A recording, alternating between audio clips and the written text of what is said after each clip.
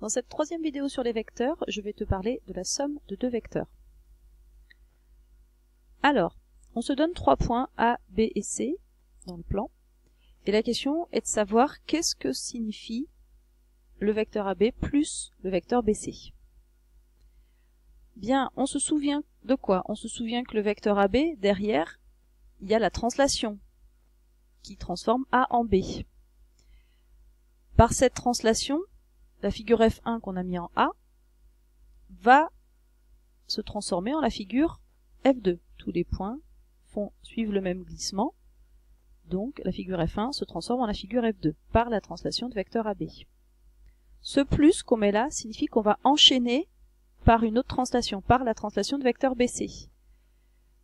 Mais on est arrivé en F2, donc puisqu'on était déjà arrivé en F2, c'est de là qu'on repart, et on enchaîne par la translation qui transforme B en C. Et on voit bien que si on fait cette translation, toute ma figure F2 glisse en la figure F3. Autrement dit, quand on fait la translation de vecteur AB suivie de la translation de vecteur BC, la figure F1 se transforme en la figure F3. C'est donc comme si on avait fait directement la translation de vecteur AC. On va donc dire, et on appellera ça la relation de Schall, que si on a 3 points A, B et C quelconques du plan, on a la relation suivante, que le vecteur AB plus le vecteur BC, ce sera en fait le vecteur AC. Donc cette relation, elle est plutôt simple. Tu vois bien qu'en fait, à chaque fois, on commencera par la même lettre au début, qu'on finira par la même lettre à la fin, et qu'au milieu, on introduira le même point avec un plus. Et inversement, quand des fois tu auras la même lettre au milieu avec un plus, bah, c'est comme si on n'était pas passé par cette lettre. Donc voilà pour ce qu'on appelle la relation de Schall. Fais attention à la façon d'écrire Schall. Quelques petites remarques. On va de temps en temps parler du vecteur nul, qu'on note avec un 0 barré, pas un O, un 0 barré, un 0 avec une flèche, pardon, pour dire que c'est un vecteur. Et en fait, qu'est-ce que c'est le vecteur nul? C'est le vecteur qui ne bouge pas. Autrement dit, par exemple, le vecteur AA, le vecteur BB, ZZ. On fait ce qu'on veut, donc c'est un vecteur qui ne bouge pas. On va de temps en temps aussi parler du vecteur opposé au vecteur AB. Bah, opposé A, on peut se douter que un vecteur qui serait opposé à AB, et qu'est-ce qu'il va faire? En fait, il va simplement changer de sens. Il gardera la même direction, la même longueur. Autrement dit, en fait, le vecteur opposé au vecteur AB, c'est le vecteur BA.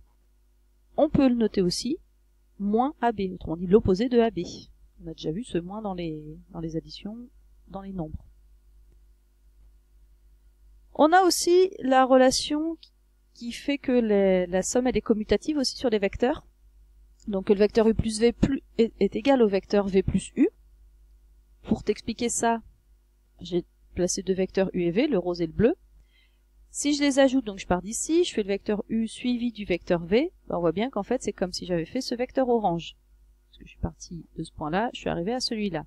Donc ce vecteur orange, c'est le vecteur U plus V. Oui, mais si je fais V plus U, ben on voit bien qu'en fait, tout ça, ça forme un parallélogramme, autrement dit, on est sur la même diagonale. Donc V plus U et U plus V, ben oui, c'est la même chose. Donc c'est bien pour nous, hein, comme ça on n'a pas trop de soucis, c'est-à-dire que faire la somme dans un sens ou dans un autre, c'est la même chose. Ça nous rappelle comment l'addition fonctionne sur les réels. Donc c'est plutôt pas mal. Une autre petite remarque, que si on veut faire U moins V, en fait ce moins, c'est comme si on faisait plus moins V. Remarque qu'on faisait déjà sur les nombres. Donc c'est pas trop nouveau tout ça, donc c'est plutôt pas mal parce que tout fonctionne comme ce qu'on faisait avec les nombres, donc on n'a pas trop de grosses surprises, de grosses nouveautés, donc c'est plutôt gentil. Une petite règle, ce qu'on appelle la règle du parallélogramme, on te dit que si ABCD est un parallélogramme, alors si on fait le vecteur AB plus le vecteur AD, alors c'est égal au vecteur AC. Il suffit de regarder la figure, AB plus AD c'est quoi? Je pars de A, je fais le vecteur AB, ensuite j'aimerais enchaîner par le vecteur AD, il est là le vecteur AD. Oui mais le vecteur AD c'est le vecteur BC, donc en fait je peux le remplacer par le vecteur BC. Autrement dit je vais faire AB plus BC. Oui mais AB plus BC par la relation de Schall justement c'est AC. Donc voilà, en tout cas pour ces règles, t'as presque pas besoin de l'apprendre par cœur. En faisant des petites figures, t'arrives à retrouver assez rapidement ce que tu veux trouver à la fin. Pour finir sur la somme de deux vecteurs, si on se place dans un repère et qu'on nous donne les coordonnées de deux vecteurs, du vecteur u qui serait xy et du vecteur v qui serait x'y', alors le vecteur somme, là, u plus v, il aura pour coordonnées la somme des abscisses en abscisse et la somme des ordonnées en ordonnées.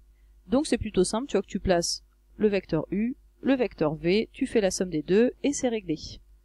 Rapidement un petit exemple, on a le vecteur u de coordonnées 5, 2 et le vecteur v de coordonnées 3, 4. Alors le vecteur u plus v, je fais la somme des deux abscisses, la somme des deux ordonnées, donc 5 plus 3, moins 2 plus 4. On calcule tout ça et ça nous donne que le vecteur u plus v a comme coordonnées 8 et 2. Voilà pour ce que tu as à savoir sur la somme de deux vecteurs.